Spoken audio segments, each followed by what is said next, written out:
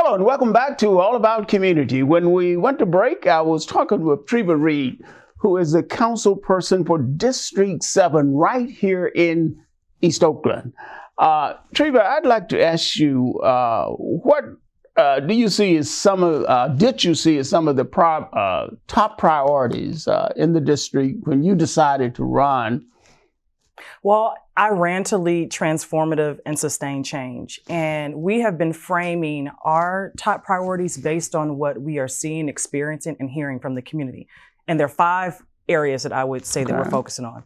Keeping Oakland safe and protected. Okay. District 7 safe and protected. I'll make it specific to us. Keeping District 7 housed. Keeping District 7 clean and beautiful. Keeping District 7 open and working.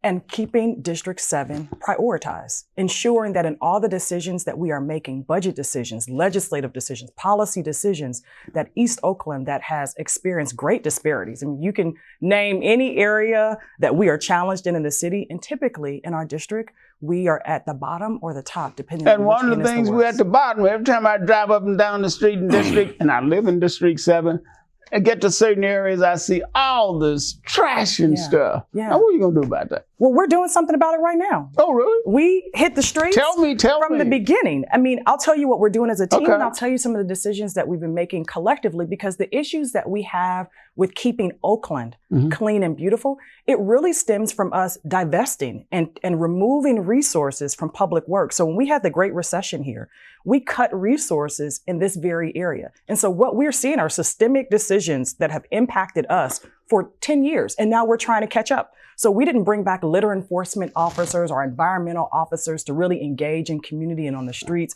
with small businesses and residents. Litter enforcement, I mean, what do they do? They go out, they cite. I mean, there are a number of businesses who are not even adequately investing in their own waste services. And so if they don't want to pay that service fee, they just dump and leave their stuff on the street. So what do you do about it? Well, you got to cite them. You got to hold them accountable. We've got to have illegal dumping. We've got to have cameras to enforce this behavior. No, I'm a strong believer in cameras. I do too. But you know, one of the challenges that we've had, and we want more of our community members to come out and engage with us, is our privacy commission have withheld our ability to utilize the cameras that the city has already paid for. So there's a commission that makes decisions on privacy matters. And so the cameras right now are kind of weighed in the balance that we could use for targeting hotspots and holding people accountable and enforcing, you know, these policies that we have with that particular tool.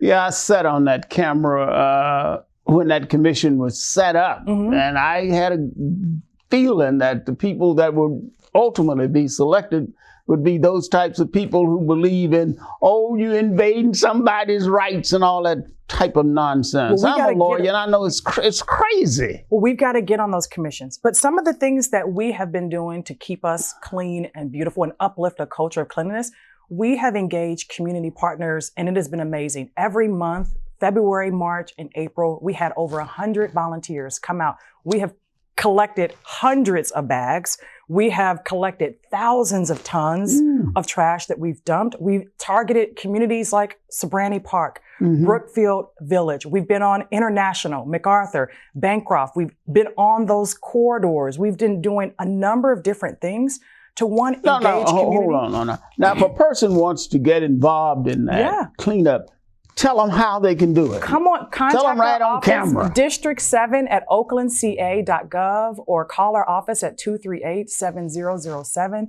We're also on Facebook. Councilmember Treva Reid is our Facebook page, and Reid for Oakland is our IG. We engage, inform, and invite our neighbors to come out, and they have shown up strong. We've had great private company partners. We've had the city partnering us. We've just invested in a garbage blitz crew. So one of the areas for the city— What's a garbage blitz? The garbage blitz crew is a crew that proactively goes out to address hotspots, known areas that have been blighted, that we see illegal dumping all the time. So we just restored crews and employees into that particular area to have them get out into the streets. So there are designated zones all over the city. And yes, we share, you know, crews with, say, District 6 for the most part, but it's getting more investment into our public works department.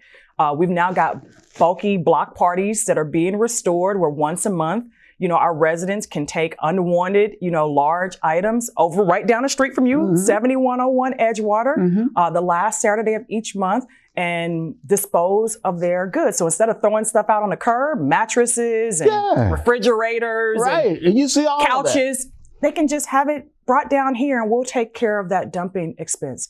We've just been investing more. Now, when is that going into effect? It started May 22nd. It started. Oh, a couple of days ago. The next Saturday is June 26th, I believe.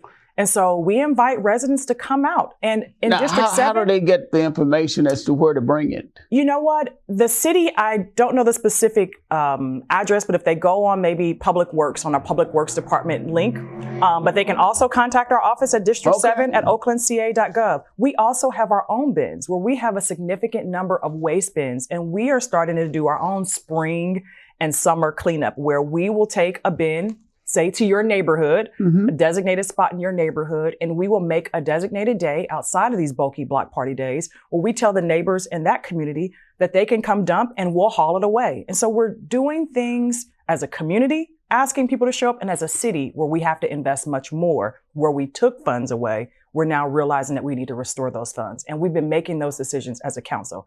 None of the decisions that you see with illegal dumping, like we can look at particular areas and certainly we see the disparities in East Oakland, but those decisions are made by a collective body. It takes 5 votes on city council to move decisions that invest budget priorities. And so we're asking in this budget cycle to have an overtime crew dedicated for District 7. Overtime crew. Now remember that overtime crew, which means that they work overtime to make certain the job is done. In District 7. In District 7, not any other district. We need 7, more. We need help. We do. Help.